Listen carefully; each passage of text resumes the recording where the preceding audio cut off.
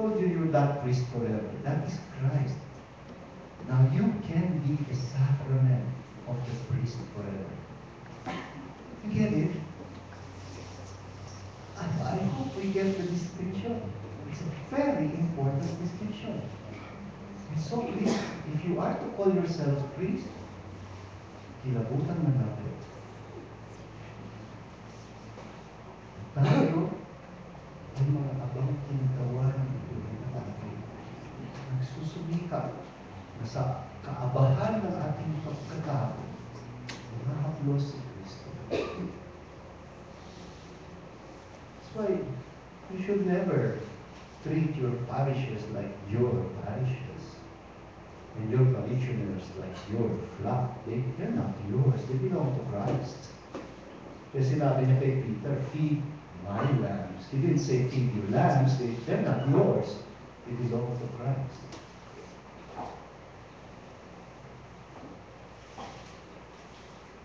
You know, the first time na dugtong-dugtong ko itong mga pagninilay na ito,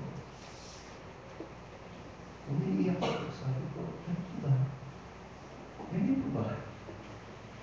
Ito ba nag-ibig sabihin? Pinasok-pasok ng buhay. Nakakatakot, nakakapangilabot. Pero pwede siya. Ganito siya.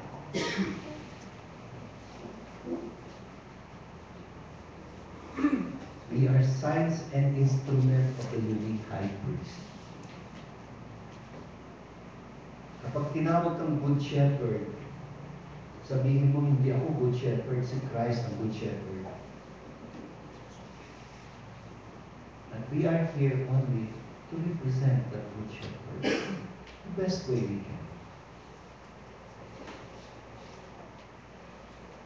It is, to be a sacrament of Christ is to speak and to act eminently in the person of Christ, who is the true head, who brings the body together, which is the church. Kaya sabi ni St. Augustine, with you, I am a Christian. For you, I am a bishop. Ibig sabihin, yung for you, walang kahulugan without the with you. Ang pundasyon ng for you is with you. Our participation in that common priesthood is faith. Our true ministry, responsibility, the ordained ministry, which we call the ministerial priesthood, is to really build up the common priesthood. The participation of all the faithful in the one unique priesthood of Christ. The with you puts us in place. We're not above them. We're not even greater in dignity than the rest of the baptized. And the priesthood of the ordained is most eminently expressed in the presidency over the Eucharist. Why? Because you don't preside over that Eucharist. Christ does. It is His sacrifice. We act in the person who truly presides. Kaya ako parati kong dasal pag nag-iisa ako, Lord, let me disappear so that you can appear in and through my wretched humanity. Let me be truly your sacrament. The priesthood of the ordained is most eminently expressed in the presidency over the Eucharist. You gather together the faithful to celebrate the Eucharist. You don't celebrate the Eucharist. You don't celebrate the Eucharist. You preside in the person of Christ.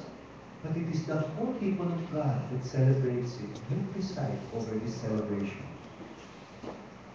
In principle, every participant is a concelebrant. Theologically speaking, Kaya ewan ko saan galing yung vocabulary ng mga liturgies na concelebrants. We are concelebrants. Everyone is a concelebrant because it's the whole people of God that celebrates the Eucharist in persona Christi, in the name of Christ. The church comes together, head and body together. It is the whole Christ coming together in the Eucharist. Oh, make no mistake about it. Hindi ko naman pinapa-abolish yung word concelebrant. No? Mas malinaw lang sa atin what our role there is presidency in the person of Christ, who is the true presider, head of His body, the church. Huwag natin papalitan ang ulo ng simbahan. Isa lang. It's not Pope Francis. Ang ulo ng simbahan sa umaga ay hindi siya. Ang ulo ng simbahan sa inyong parokya, hindi kayo. Kristo. Wherever you have the church, it is Christ who heads His body. And nagsusumikap tayo na maging sakramento ng ulo. Ang nag-iisang ulo ng simbahan.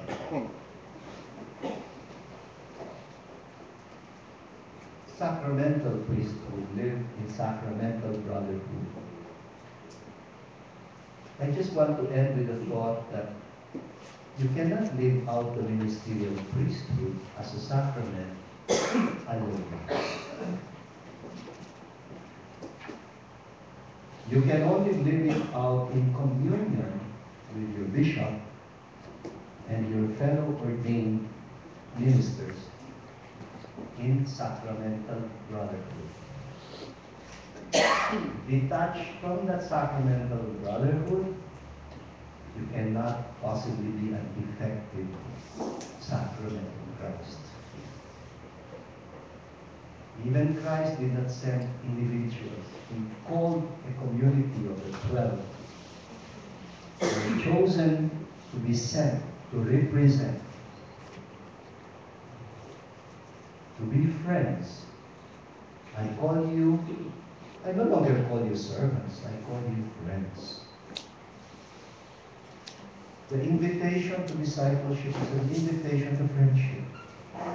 It is an invitation to full communion with Him, so that He can disappear. Like He did, you remember at Emmaus, when He appeared to those two disciples who were very depressed, and in their depression, they failed to recognize the risen Lord walking with them.